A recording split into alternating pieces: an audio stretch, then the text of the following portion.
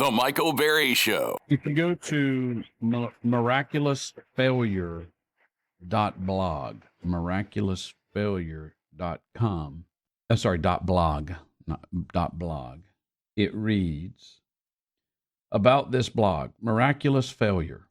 It's a true miracle that I failed at suicide.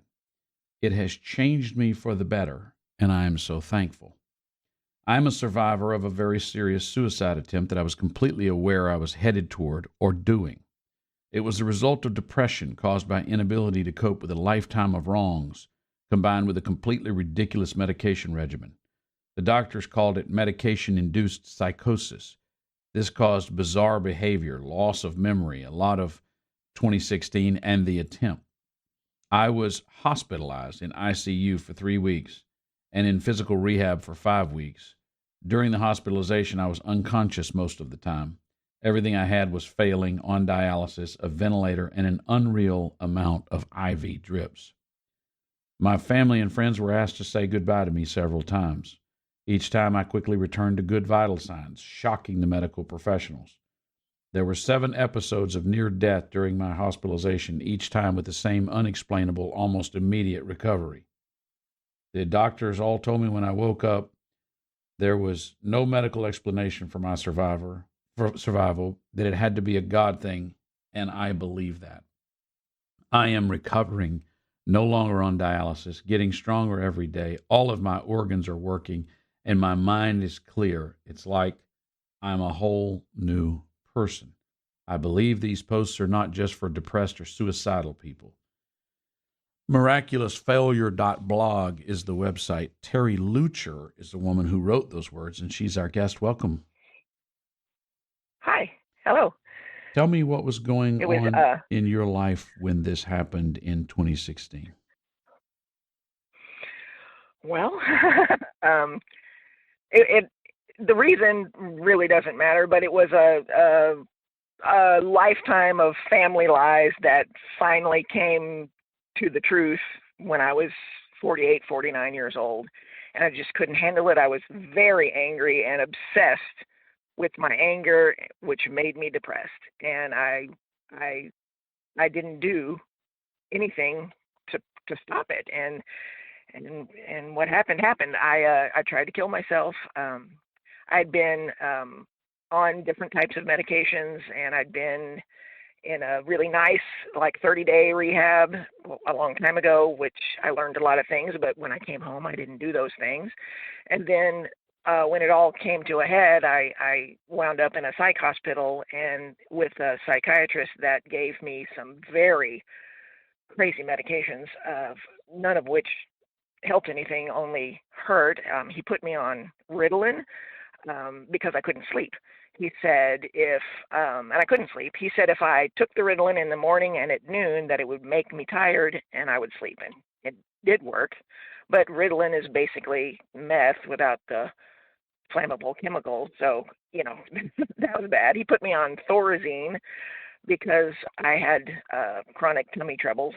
Because it's an antipsychotic, but it also works on the GI system. That worked. So I thought this guy was a genius, but of course everybody else around me thought, maybe you shouldn't be taking these things. But I did take them, and it made me worse, not better. And so one night, I don't know really what happened, but this is what my husband tells me, that I took at least 800 psych and sleep and blood pressure medications, and tried to kill myself.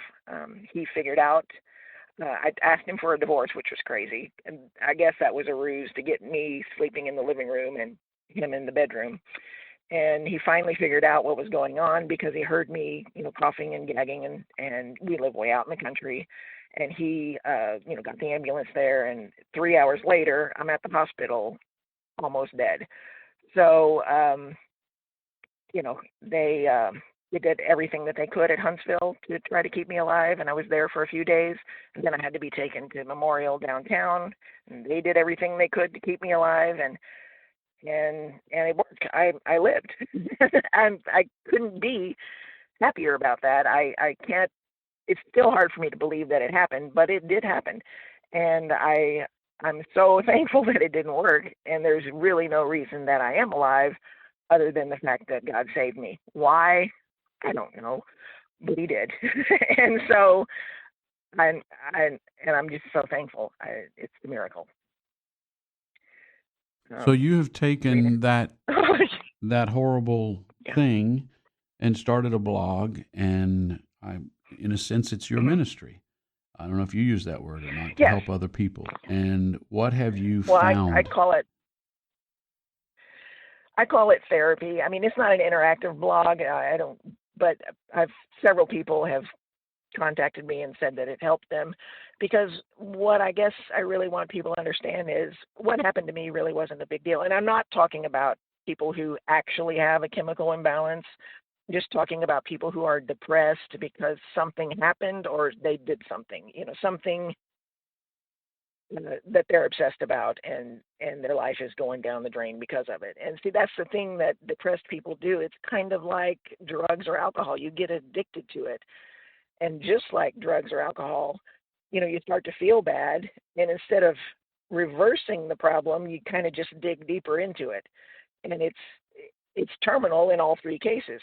Depression, drugs, and alcohol, if taken to extremes, will kill you. And you have to stop it. And I wasn't doing any of those things to stop it. And now, well, the things that I realized after the fact is that forgiveness. I'm not talking about walking up to someone and telling them that you forgive them. I mean, forgiving them in your mind and moving away from that terrible thing that happened. And if you can't do that, then you can't be free of it. You'll always obsess about it, and it will bring you down. The reality of it is God forgave me for trying to kill myself. I literally tried to murder myself, and He forgave me, and then He fixed all the damage. Because, I mean, there was a time in the hospital that they thought if there was a slight possibility that I would live, that I would be in complete debility, in a nursing home on a feeding tube without my senses. And none of that happened.